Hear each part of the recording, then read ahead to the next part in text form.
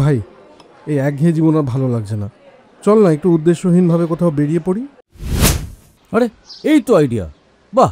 চল আমরা বরং কোনো ভুতুড়ে জায়গায় যাই। আরে বুঝছিস না, ও তো ভূত, উড়ে উড়েই পৌঁছে যেত। ট্রেন তো মানুষে চাপে। তাই তো তুই দরজা ধরে অপেক্ষা করছিলি আমার জন্য। এই ঘরে কেউ আছে, ঘরে কেউ আছে রে। রিমির ওই রকম অবস্থা দেখে হতবাক বাকি তিনজন ঠিক কি করবে ভাববার আগেই পেছন থেকে আওয়াজ এলো, খাবার এনেছে গো দাদা বাবুরা, কই গো নরে এসো। ওমা, এ কি হলো গো? দিদিমণি, কি হলো দাদা বাবু? ও সেরকম কিছু নয়, সারাদিন কিছু খাইনি বলে হয়তো গ্যাস হয়েছে, কিছু খেলেই ঠিক হয়ে যাবে। রিমি, রিমি, কি হয়েছে? চোখ খোল। এই এই একটু জলে ছিটে দে তো ওর চোখে।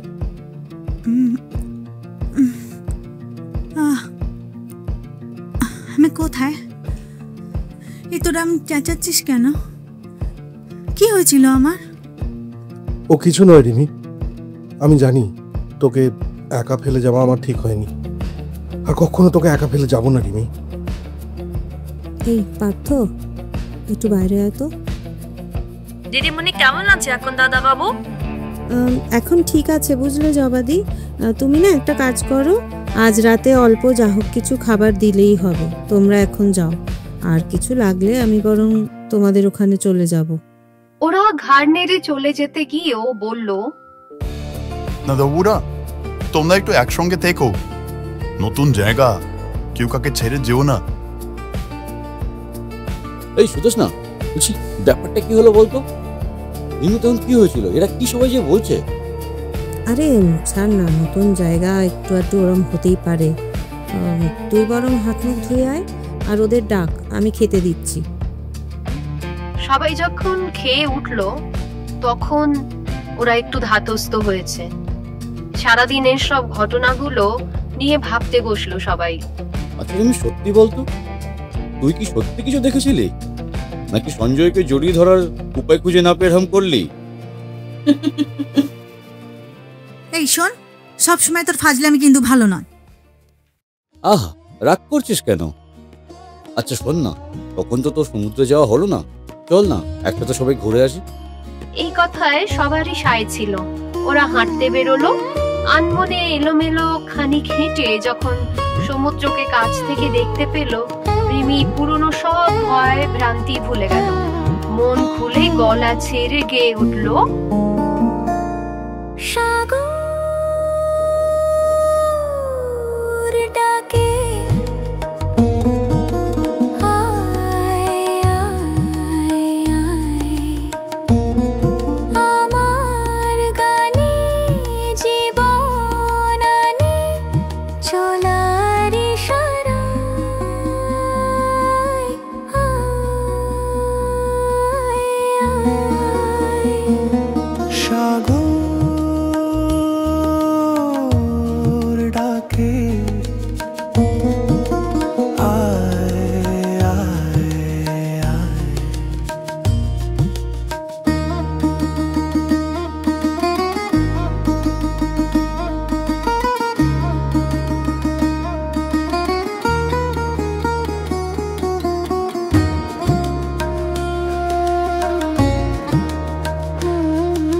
ছুটে ছুটে চিরদিন খেলায় ভুলে, কুলে এসে উচ্ছ্বাসে উঠেছি দোলে।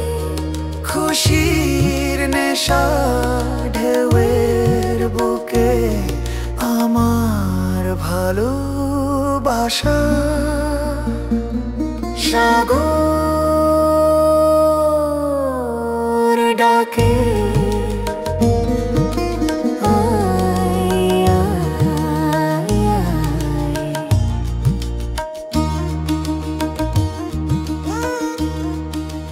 বাকিরাও গলা মেলালো। একটু পরেই কোথা থেকে ঝোড়ো হাওয়া ও সমুদ্রের গো গো আওয়াজ বাড়তে লাগলো। ওরা ভাবলো হয়তো কালবৈশাখীর ঝড় উঠেছে। দ্রুত পায়ে দরমাঘেরা বাড়িটার দিকে ফিরতে লাগলো, কিন্তু একটু পরেই সব থেমে গেল।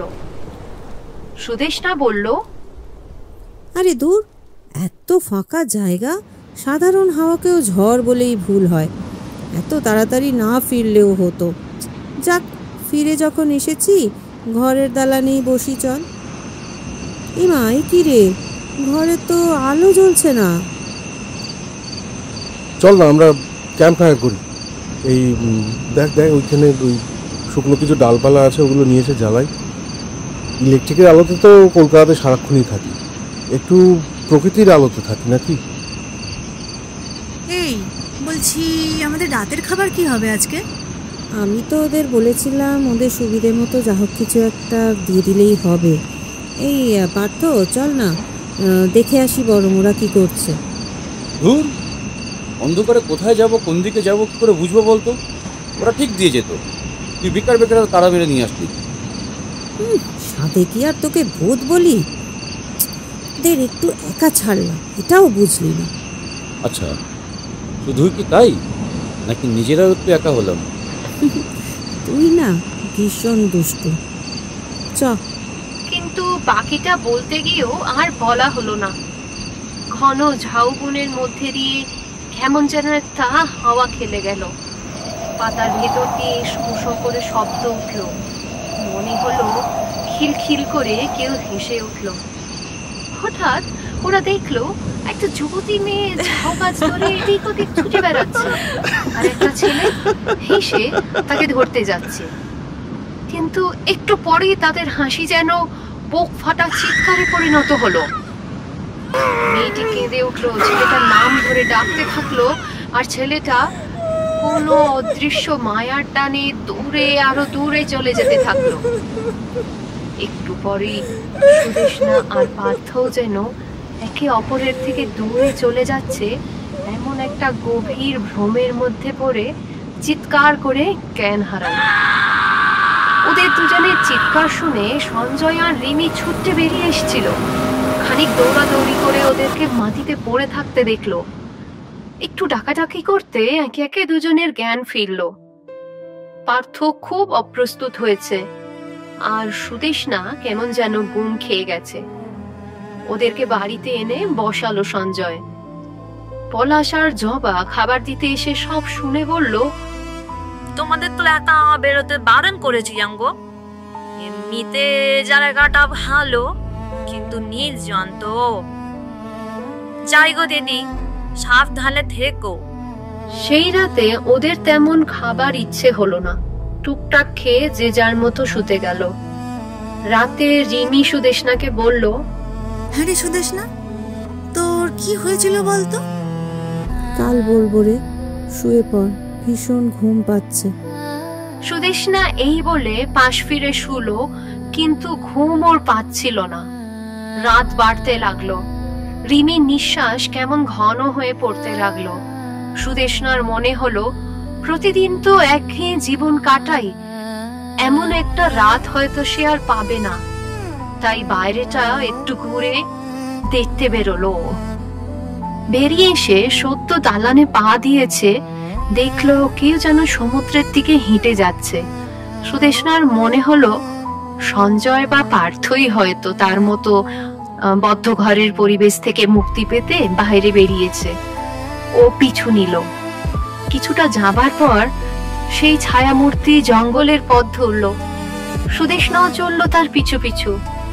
খানিক দূর যাবার পর ও ডাকলো, এই পার্থ, সঞ্জয়, তোরা কোথায় যাচ্ছিস এত রাতে? শোন না পার্থ। ছায়ামূর্তি থেমে গেল। পেছন ফিরে যেই তাকালো, সুদেষ্ণার হাত পা প্রচন্ড ঠান্ডায় ঝুমে যাবার মতো আটকে গেল। সে দেখলো কিছুক্ষণ আগে দেখা মেয়েটা ঘুরে দাঁড়িয়েছে ওর দিকে। এই প্রথমবার সুদেষ্ণা ভয় পেতে গিয়েও পেল না। ওর যেন জেদ চেপে গেল। কি হচ্ছে এসব? কে এই নারী? প্রতিবার ভয় পেয়ে অজ্ঞান হবার মতো ভীতু তো সে নয়। বেশ জোর গলায় সে বলে উঠল, শুনছেন? দাঁড়ান, কে আপনি? বারবার দেখা দিচ্ছেন কেন? সামনে আসুন। আপনি কি কিছু বলতে চান? কিন্তু হঠাৎই সেই নারী মূর্তি কোথাও যেন অদৃশ্য হয়ে গেল। আর কিছুক্ষণ সেখানে দাঁড়িয়ে থেকে সুদেষ্ণা ঘরের দিকে ফিরল। চুপচাপ রিমির পাশে শুয়ে পড়ল, কাউকে কিচ্ছু বলল না। কিন্তু সে জানতেও পারল না জানলার পাশ থেকে কেউ যেন আস্তে আস্তে সরে গেল।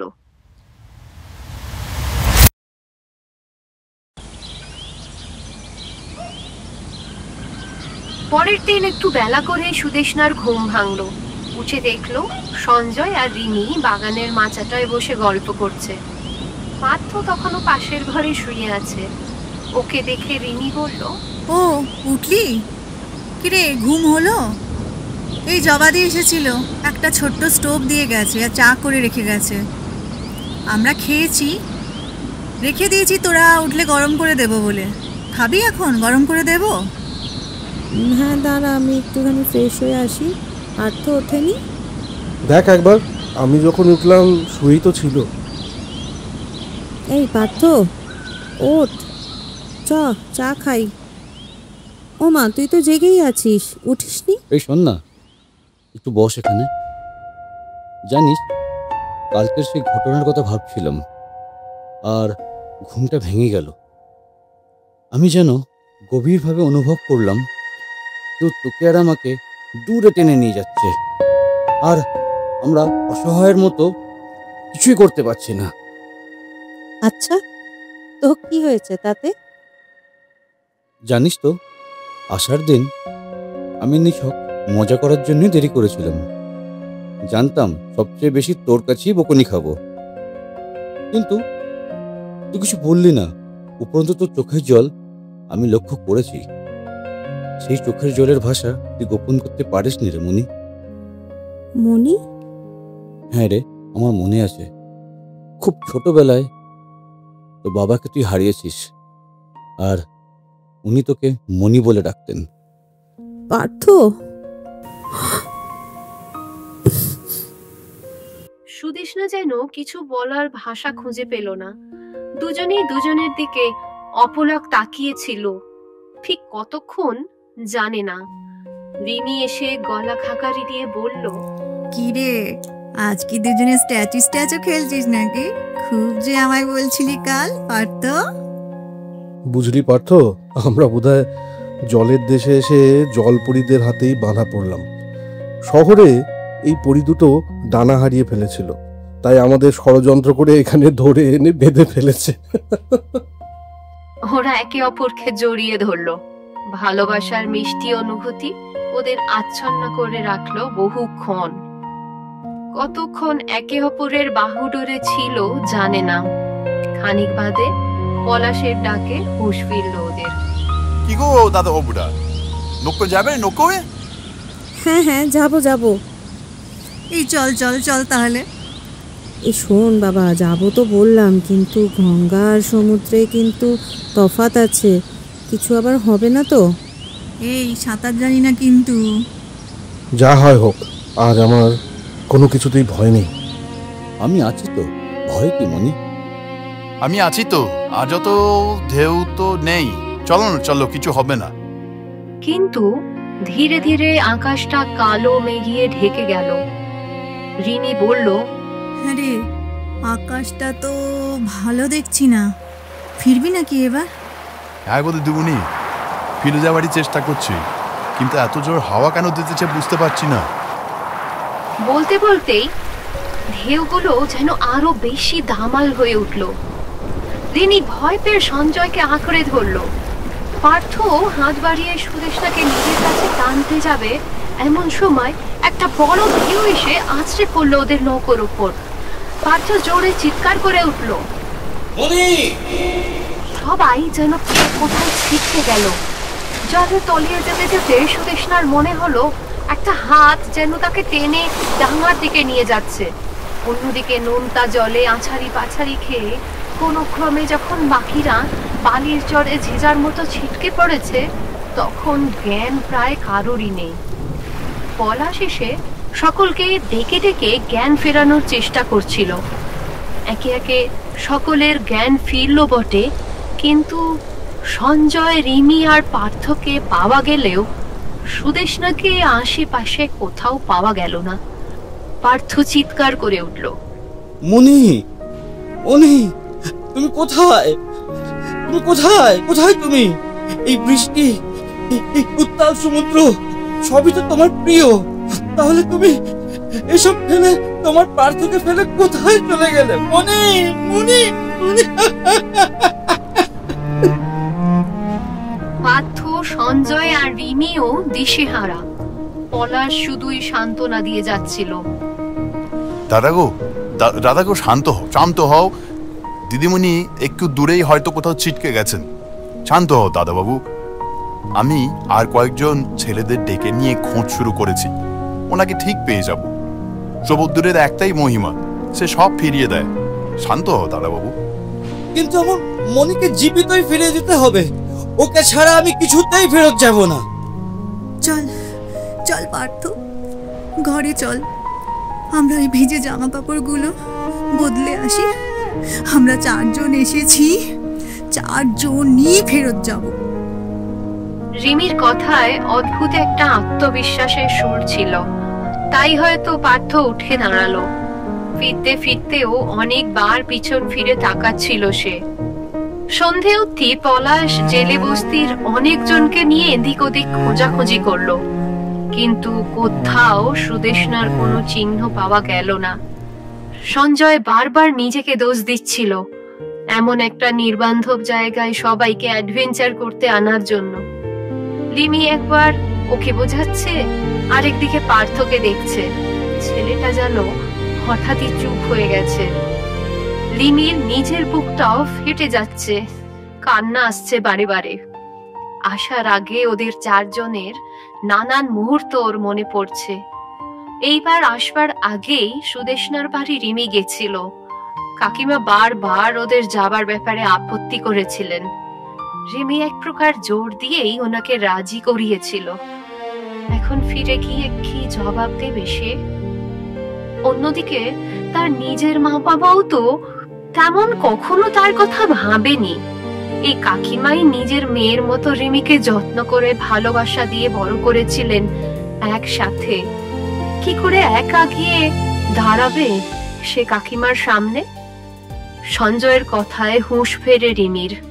সঞ্জয় বলে, রিমি চল চল রিমি, পার্থকে ঘরে নিয়ে চল। ও যেতে না চাইলে একটু জোর করে নিয়ে চল রিমি। কাল সকাল হতেই পুলিশকে খবর দিতে হবে। আমাদের বড্ড দেরি হয়ে গেল, অনেক আগে এটা করা উচিত ছিল। রাত যত বাড়তে লাগলো সবাই একটু এদিক ওদিক শরীর এলিয়ে দিল, কিন্তু কোনো এক অজানা ফিসফিস শব্দে পার্থ জেগে উঠল। সে যেন কোনো নিশির ডাকে এগিয়ে চলল দূরের অজানার পথে। পার্থ এখন ভয় ভাবনার ঊর্ধ্বে। সে যেন কোনো নিশির ডাকে এগিয়ে যাচ্ছে। তার যেন মনে হচ্ছে কোনো অজানা ধাঁধা সমাধান করলেই সে পৌঁছে যাবে তার মনির কাছে। এদিক থেকে ওদিক গভীর ঝাউবনের মধ্যে দিয়ে যেতে গিয়ে এক অদৃশ্য শক্তির টান সে অনুভব করছিল, কিন্তু মন বলছিল যদি সে মনিকে না পায় তাহলে এই জীবন একা বয়ে কলকাতায় ফিরে কি লাভ? যা হবার হোক, কোনো কিছুর ভয় সে করে না। এমন সময় প্রচন্ড গর্জন করে মেঘ ডাকলো, বিদ্যুৎ চমকালো, বাতাস শোঁ শোঁ শব্দে ঝাউবনের গাছের মধ্যে দিয়ে বয়ে চলল। পার্থ 2টি নারী পুরুষের চাপা আর্তনাদ শুনতে পেল। সেই নারী চিৎকার করে ডাকছে, সুনীল, সুনীল, তুই কোথায় গেছিস? আমাকে ছেড়ে যাস না সুনীল, যাস না। ময়না, ময়না, তুই কান্দিস না রে, তুই কান্দিস না। আমি ফিরে আসবো, আমি তোর কাছেই ফিরে আসবো, তোর কাছেই ফিরে আসবো রে। পার্থ যেন একটা অজানা গল্পের সাক্ষী হয়ে সবকিছু দেখতে পাচ্ছে জীবন্ত। ময়না অনেক করে সুনীলকে আটকাচ্ছে সাগরে যাবার জন্য। আর সুনীল বলছে, শোন রে পাগলি, আমরা তো জেলে, জলই আমাদের মা। রাখেন বা নিয়ে নেন, তারই কোলে যেতে হয়। শোন, আজ অনেক জেলেই যাবে না, তাই মহাজন নৌকা আমায় চাইলেই দিয়ে দেবে। তুই ভাবিস নে রে, ওই জানালায় লণ্ঠন জেলে রাখিস, আমি ঠিক ফিরে আসবো। ছোট থেকে বাপের সাথে কতই গেছি সমুদ্রে, এমন বাদলা দিনে আমার কিচ্ছু হবে না রে মিষ্টি বউ। ময়না কিন্তু তবু তাকে আটকে রাখার নিরন্তর চেষ্টা করছে। সুনীল কোনো মতে সেই মায়ার বাঁধন উপেক্ষা করে ডিঙি নৌকা নিয়ে জলে পাড়ি দেয়। চোখে তার তারুণ্যের স্বপ্ন, সে চায় তার রাঙা বউকে পৃথিবীর সকল সুখ দিতে, তাই প্রকৃতির ভ্রুকুটি সে উপেক্ষা করে। আধুনিক জীবন থেকে বহু দূরে এই দুই তরুণ দম্পতি কোনোভাবেই বুঝতে পারেনি যে বহু আগেই বিশাল এক সাইক্লোনের পূর্বাভাস হয়ে গেছে বেতার ও দূরদর্শনে। কিছু অভিজ্ঞ বয়স্ক নাবিক আগে থেকেই সতর্ক হয়ে জলে যায়নি, কিন্তু হতভাগ্য তরুণ প্রেম যে কেন কোনো সাবধানবাণী শুনল না। যতই রাত বাড়ছে, প্রকৃতিও যেন তার চাপা আক্রোশ ছড়িয়ে দিচ্ছে। গ্রামকে গ্রাম লোপাট হয়ে যাচ্ছে, কত মানুষ জলের তাণ্ডবে প্রাণ হারাচ্ছে। প্রকৃতির নারকীয়তার কাছে মানুষ নিহাতি শিশু। সেই দিন এমনই এক রাত, ঝড় যেন ধীরে ধীরে সমস্ত গ্রামকে গ্রাস করে নিচ্ছিল। আশেপাশের অনেকেই ঘর ছেড়ে নিশ্চিন্ত আস্তানার দিকে চলে গেছিল, কিন্তু ময়না যায়নি। তার কানে সমানে বাজছিল, তুই লণ্ঠন জ্বালিয়ে রাখবি, আমি ঠিক ফিরবই রে ময়না, আমি ঠিক ফিরবই। ময়না, ময়না, ময়না। ময়না বসেছিল। হাওয়া বাড়ছে, জল বাড়ছে, ক্রমশ লণ্ঠন জ্বালা মুশকিল হচ্ছে। হু হু শব্দে ঘরের চাল উড়ে গেল, বাতি নিভে গেল। জল এসে ঝাঁপিয়ে পড়লো ময়নার উঠোনে। চিৎকার করে উঠল ময়না। আশেপাশে কোনো জনপ্রাণী নেই, তাই ওর চিৎকার শোনার জন্য কেউ ছুটে এলো না। জেলে বস্তির মেয়ে ময়না সমুদ্রকে ভয় পায় না, কিন্তু ও যে ভাবে সুনীলের কথা। জল বাড়ছে জেনেও ও পালাতে পারে না। ও বুঝতে পারে আজ প্রকৃতি তার সন্তানদের রক্ষা করবে না, গ্রাস করতে এসছে। সুনীলকে যে সে বড্ড ভালোবাসে, এই ঘর ছেড়ে ও কোথায় যাবে? ধীরে ধীরে ঢেউ দোতলা বাড়ি সমান বেড়ে ওঠে। তলিয়ে যায় ময়না, তলিয়ে যায় সুনীল, তলিয়ে যায় তাদের সাধের আস্তানা, তাদের ভালোবাসার নীড়। এক প্রাণ ফাটা হাহাকারের মধ্যে দিয়ে নেমে যায় অবশেষে প্রকৃতির ধ্বংসলীলা। পার্থ যেন চেতনা ফিরে পায়। সে দেখতে পায় পূব আকাশে ফিকে রং দেখা যাচ্ছে। পুরো রাতটা যেন কি ভয়ঙ্কর একটা তাজা স্বপ্ন দেখলো পার্থ। কোনো মতে তার শরীরটাকে টেনে টেনে নিয়ে চললো যেদিকে দু চোখ যায়। অবশেষে সে সমুদ্রের চরে এসে পৌঁছায় এবং দূরে একটা গোলাপি শাড়ি ভেসে থাকতে দেখতে পায়। পার্থর মনে পড়ে সুদেষ্ণার প্রিয় রং গোলাপি। আজও তো পার্থর অনুরোধে গোলাপি শাড়ি পরেছিল। রিমি পরে ওকে বলেছিল, ইস, সুদেষ্ণা কেন যে শাড়ি পরতে গেল নৌকায় ওঠার সময়। ও না, উচিত হয়নি শাড়ি পরাটা। কি জানি, হয়তো শাড়ি পরার জন্যই ওর পাটা জড়িয়ে গেছিল। কিন্তু পার্থর অনুরোধেই তো সে পরেছিল গোলাপি শাড়ি। আজই তো তাদের প্রথম প্রেমের অনুমোদনের দিন। দূর থেকে দেখে পাগলের মতো ছুটে যায় পার্থ। খুঁজে পায় জলের ধারে পড়ে থাকা তার মণিকে, কিন্তু অনেক ডাকাডাকির পরও জ্ঞান ফেরে না মনির। চিৎকার করে কাঁদতে থাকে পার্থ। এই মনি, ওঠ মনি, ওঠ, তুই চোখ খোল, চোখ খোল তুই মনি, এই মনি। সকালের আলো ফুটতে থাকার সাথে সাথে পার্থ দেখতে পায় দূর থেকে অনেক লোকজন ছুটে আসছে। সঞ্জয় সবার আগে ছুটে আসে ওদের কাছে। স্থানীয় লোকের সাহায্য নিয়ে যখন পার্থ আর সুদেষ্ণাকে নিয়ে সঞ্জয় সদর হাসপাতালে পৌঁছয় তখন বেলা প্রায় 10টা। ডাক্তার বলেন যে দুজনেই প্রাথমিক চিকিৎসার পর সুস্থ হয়ে যাবে। হয়তো অনেক কিছুই হতে পারত, কিন্তু হয়নি। তারা দুজনেই বিপদমুক্ত। লোকাল থানার পুলিশ ও হাসপাতালের ডাক্তার দুজনের সাথে বসে কথা বলতে বলতে সুদেষ্ণা জানায়, সেদিন জানেন, জলে পড়ে যাবার পর কোনো ক্রমে আমি ভেসে ওঠার চেষ্টা করছিলাম, কিন্তু শাড়িটা আমার পায়ে এমন জড়িয়ে গেল আমি একটুও পা নাড়াতে পারছিলাম না। আমি প্রায় ডুবেই যাচ্ছিলাম। কিন্তু তখনই হঠাৎ কেউ যেন একটা আমার হাত ধরে টেনে জলের ওপরে তোলার চেষ্টা করলো। আমি কিছুই বুঝতে পারলাম না, আমি পারছিলাম না। আমি জানি না কি যে হলো। জানিস পার্থ, সেই রাতে সেই যে নারীকে দেখেছিলাম, কেউ যেন তাকে তার প্রিয় মানুষটার থেকে দূরে করে দিচ্ছে, সেই আমায় জলে ডোবার সময় বাঁচিয়েছে। আমি পুলিশকে এত কথা বলিনি। ও দিদিমণি, তুমি কার কথা বলছো গো দিদিমণি? তুমি যার কথা বলছো সে বোধ হয় ময়না। ময়না? সে যে আমার ছোট বোন। জানো গো দিদি, আমাদের গ্রামে কোনো বাইরের খবর আসে না। পরে জেনেছি কোনো আমফান বলে ঝড়ে আমার বোনের মতো আর কত পরিবার নিশ্চিহ্ন হয়ে গিয়েছিল সেই রাতে। অনেক বলেছিলাম ময়নাকে আমাদের সাথে ঘর ছেড়ে দূরে চলে যেতে, কিন্তু ও যায়নি। ও যে সুনীলকে খুব ভালোবাসতো, তার অপেক্ষাতেই বসেছিল। সেই রাতে আমরা সবাই নিজেদের ঘরবাড়ি, আপন জন অনেক কিছুই হারিয়েছি। সুনীলের আশায় জানলায় লণ্ঠন জ্বেলে বসেছিল আমার পাগল বোনটা। আমার বোনটাও জলের তলায় চলে গেছিল সেদিন।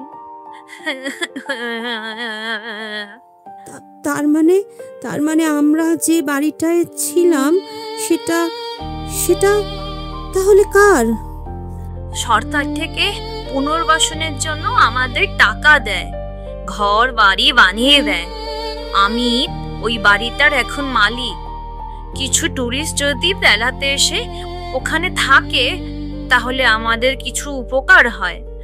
অটো চালায় যে দাদা, তাকে বলে রাখি কেউ যদি আসতে চায় এদিকে তবে আমাদের ঘরে নিয়ে আসতে। জবাদি, তোমার বোন আমায় বাঁচিয়েছে। সে যে খুব ভালোবাসতো তার মনের মানুষকে, তাই আমায় আমার ভালোবাসার থেকে দূরে করতে দেয়নি। তোমরা ওদের জন্য ভগবানের কাছে শান্তি কামনা করো, আমরাও করব, যেন ওরা এই পৃথিবীর মায়া কাটিয়ে অন্য স্থানে পাড়ি দেয়। ওরা যেন সব প্রেমিক হৃদয়ে মৃত্যু বেঁচে থাকে। ফেরার সময় সেই অটো দাদার গাড়িতেই ওরা ফেরে। অনেক কিছু নিয়ে ফিরবে ভেবেছিল, সত্যি হয়তো অনেক কিছু নিয়ে ফিরল ওরা।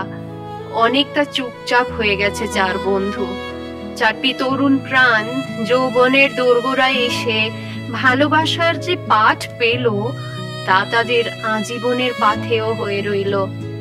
এই গল্প হয়তো সকলের কাছে বিশ্বাসযোগ্য নয়, তবে ওদের জন্য মৃত্যু এক অদ্ভুত সঞ্চয় হয়ে রয়ে গেল। প্রেম অমর। এই পৃথিবীর কত অজানা অচেনা গল্পের মধ্যে প্রেমে সেই অমরত্ব লুকিয়ে আছে। আজকে সোমার গল্পে আমরা সেই প্রেমের অমরত্বকেই খুঁজে পেলাম। আজকের গল্প আপনাদের কেমন লাগলো প্লিজ কমেন্ট করে জানাবেন। আর এখনো যদি গল্প যখন তখনের চ্যানেলটা সাবস্ক্রাইব না করে থাকেন দয়া করে একটু সাবস্ক্রাইব করে দেবেন প্লিজ। আর গল্প ভালো লাগলে একটু লাইক আর শেয়ার করে দেবেন। ইচ্ছে যখন গল্প তখন, শুনতে থাকুন, শোনাতে থাকুন গল্প যখন তখন।